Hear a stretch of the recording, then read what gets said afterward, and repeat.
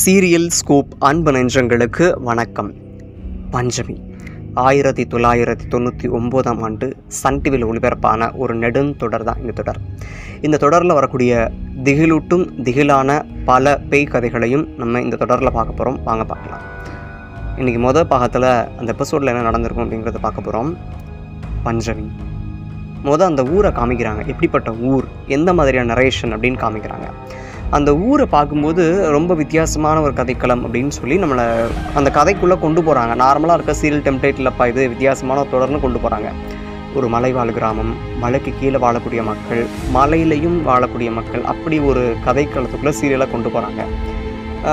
எல்லோரும் பரபரப்பாக இருக்காங்க.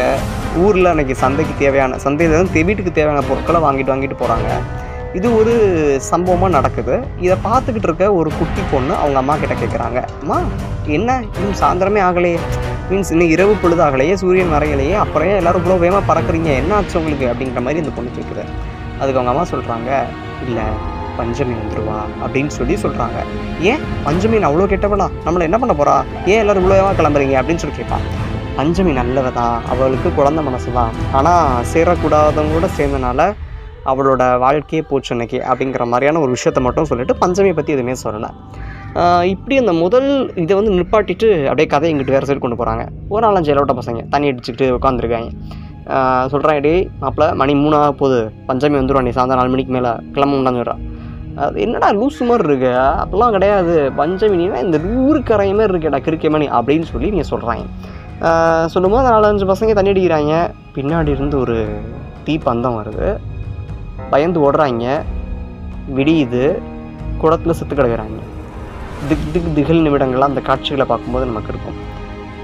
இப்படி இருக்காங்க. ஊரெல்லாம் பரவாயில்ல பேசுகிறாங்க பஞ்சமி தான் சொல்லிட்டு.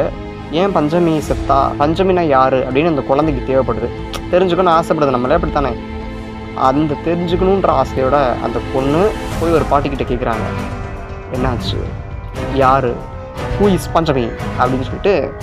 அன்னைக்கு இந்த காலத்தில் இருந்த பொண்ணாக இருந்தால் டக்குன்னு செல்ஃபோனில் தட்டி பார்த்துருக்கோம். அந்த காலத்தில் செல்ஃபோன்லாம் இல்லாதனால அந்த பொண்ணு போய் பாட்டிக்கிட்டு கேட்குது.